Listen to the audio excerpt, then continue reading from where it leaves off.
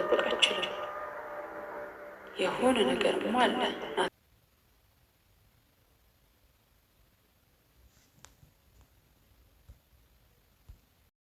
የናትናኤል እናት ዛሬውኑ ፍቅረኛን ካላስተዋወቀኝ በማለት ናቲን ስላስጨነቀችው ስደቲቱ እስክትመጣ ድረስ እየተጠበቀ ፕሮግራሙ ተዘጋጅቶ ናቲና ሰላምም ፍቅረኛሞች እንደሆኑ እጅ ለእጅ ተያይዘው ወደ ሳሎን ተከስተዋል። ከቤት ከተሰበሰቡ ሴቶች መካከል አሁን ላይ የሌለችው የናትናኤል እናት ብቻ ናት።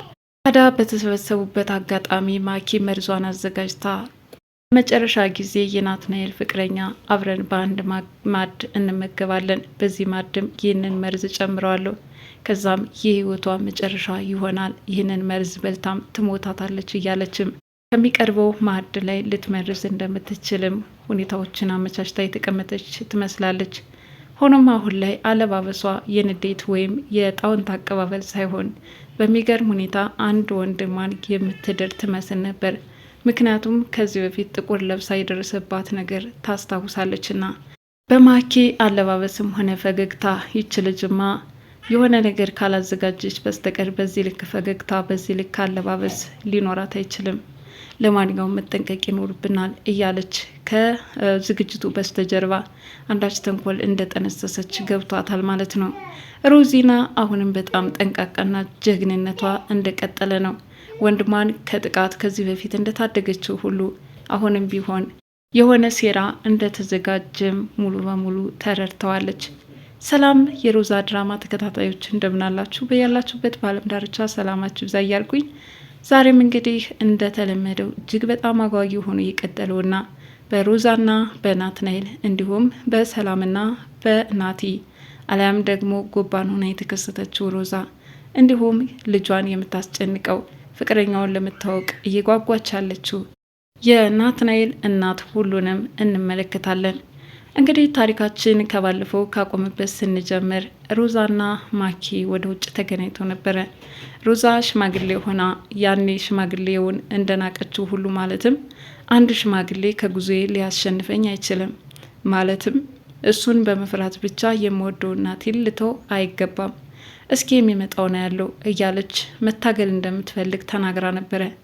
በዚህን ሰዓት አስፈሪ ነገር ትመለከታለች። እሱም እንግዲህ ሮዛ ሽጉጧን በመምዘዝ ከናቲ ራስ አልወርድም ካልሽማ በዚህ አናትሽን እበትነዋለሁ የሚል ማስፈራሪያ አደረሰችባት። ማኪም በጣም ተሸማቀቀች። እሺ አልደርስም አለች፣ ቃል ገባች። ወዲያውኑም ሮዛ መንገዷን እጥፍ በማለት ወደ ቤት እየመጣች በነበረችበት አጋጣሚ ወዲያውኑ ማኪ ስልክ በመደወል ተከታተሉልኝ፣ ያ ሽማግሌ የናኩ ሽማግሌ ሽጉጣም አውጥቶ አናቴን ሊበረቅሰው ነበር ስትል አወራች። እናም እሷ የደወለችለት ሰውም ወደሆኑ ተከታትሎ ማጥቃት እንዳለበትም አዘዘች። ሆኖም መንገድ ላይ በየሄደችበት ማለትም ሮዛ እንደዛ ጋቢዋን ተኮናንፋና ሽማግሌ መስላ እየሄደች በነበረችበት ሁኔታ ከጀርባ የማኪ መልእክተኛ ይከታተላትና የሆነ ቦታ አፍኖ ለመግደልም እያመቻቸ ነበረ። ነገር ግን የሆነ ሰው እየተከታተላት እንደሆነ ሲገባት ወደሆኑ ሮዛ ጠፍ ብላ ወደ ጸጉር ቤት ነበር ያመለጠችው። ያኔ ጸጉር ቤት ባትገባ ኑሮ እውነትም የሮዛ ሕይወት አደጋ ላይ በወደቀ ነበረ። ሰላምና ናቲም ፍቅር በፍቅር ሆነዋል። አሁን ላይ የሌለ ፎንቃ ገብቶላቸዋል። ሁለታቸውም በጣም ደስ ይላሉ። ፍቅራቸውን እየተገላለጹ ክፍል ዘግተውም እንዲሁ እየተጫዋወቱ ወደሆኑ በር ይንኳኳል። ሆኖም ከሻወር ወጥቶ ስለነበረ እናም እናቲቱ ከሻወር ወጥተህ ነው ስትል እሷ ወዲያውኑ ተደበቀች። ሰላም ማለት ነው። ምክንያቱም ሁለታቸውን አንድ ክፍል ብታያቸው ኑሮ ጉድ በተፈጠረ ነበር።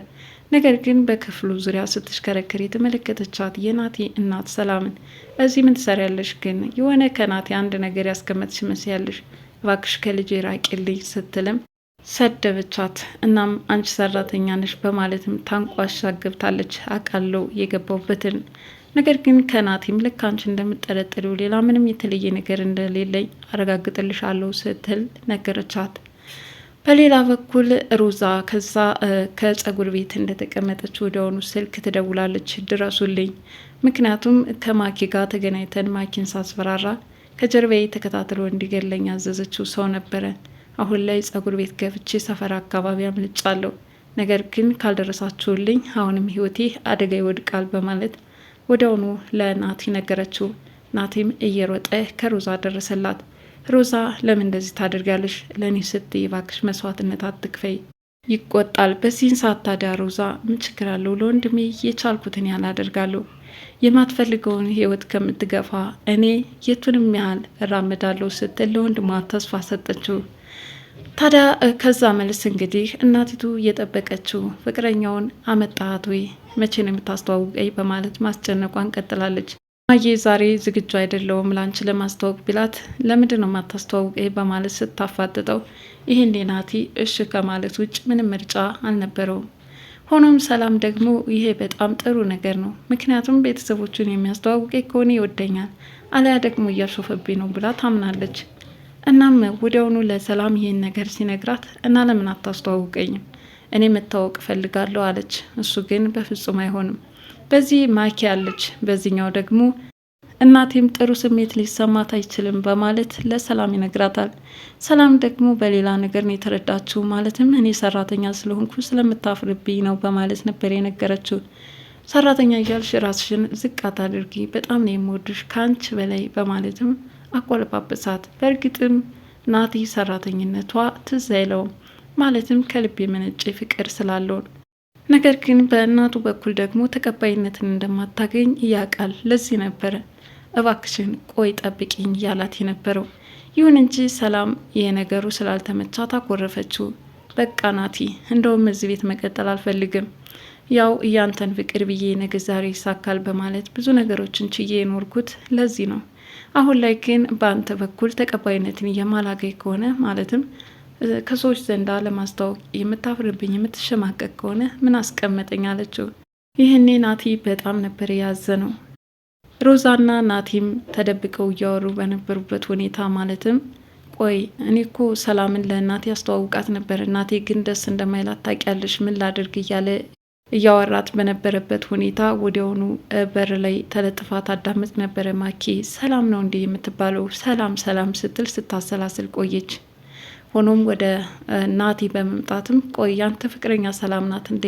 ምን አገባሽ? በማያገባሽ አትግቢ ሲልም አፏን ያስያዛት። ወዲያውኑ ወደ ሰላም በራ ሄደች። እኔ ምልሽ ከናቲ ምን አለሽ? በቀለበት ስነ ስርዓቴ ቀለበት አጥልቀሽ አየሁሽ። ደግሞም ዛሬ ደስታዬን እነጥቃለሁ ብለሽ አስበሽ ከሆነ ሲጥ አድርገን የምገልሽ በማለት ጉርቧን አነቀቻት። እኔ ካንቺ ምንም ነገር የለኝም ልቀቂ ስትል ተማጸነቻት። እሷ ግን ለብዙ ጊዜ ነበር ያሰቃየቻት። ማለትም እውነት ናቲን አስበሽው ከሆነ እንኳን ልታገቢው ይቅርና ስላሰብሽው ብቻ መስዋዕትነት ትከፍያለሽ በማለትም ፈተናዋን አሳየቻት።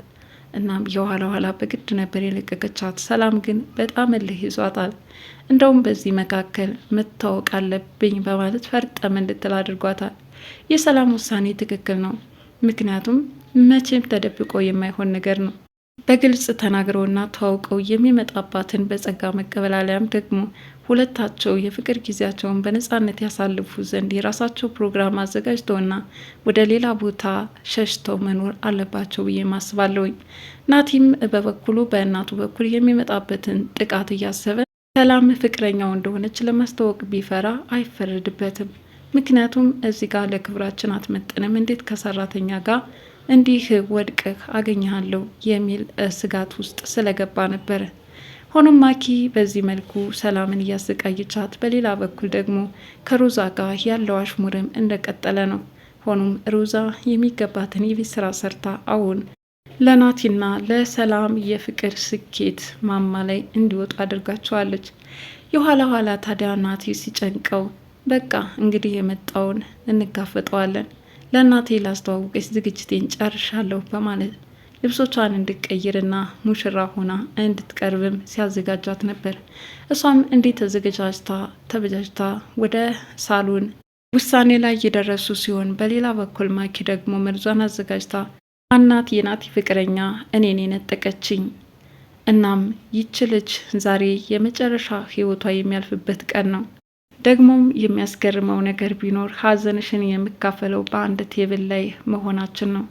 አንቺ የህይወትሽን የመጨረሻ እስትንፋስ ስትወስድ፣ እኔ ደግሞ አንቺን በመግደል የመጨረሻውን ስኬት እቀዳጃለሁ እያለችም መርዙን አዘጋጅታ ልትግታት እያሰበች ነው።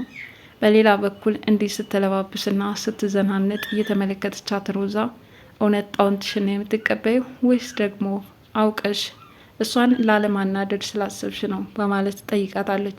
በዚህን ሰዓት ማኪ ምን ችግር አለው በፍቅር ነው የሚቀበላት፣ ያው ናቲ የኔ ባይሆንም እንግዲህ ሌላ ፍቅረኛ ይዞ ስለመጣ በጣም ደስ ብሎኛል በማለት ደስተኛ እንደሆነች አድርጋ ነበር ስታስመስል የነበረው።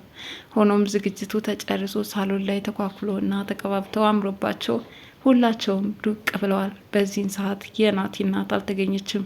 እናም ስልክ እየደወለችላት ቶሎ እንድትደርስም እያጣደፈቻት ነው። እስኪ የናቲ እናት ስትመጣ ምን ይፈጠር ይሆን? እንዲሁ ማኪ ራሱ የናቲ ፍቅረኛ ሰላም ሆና መከሰቷ ምን ሊፈጥርባቸው ይችል ይሆን? በቀጣይ ቪዲዮ እስከምንገናኝ ድረስ ለዛሬ ያቀርብኩላችሁ ሮዛ ድራማ ይህንን ይመስል ነበረ።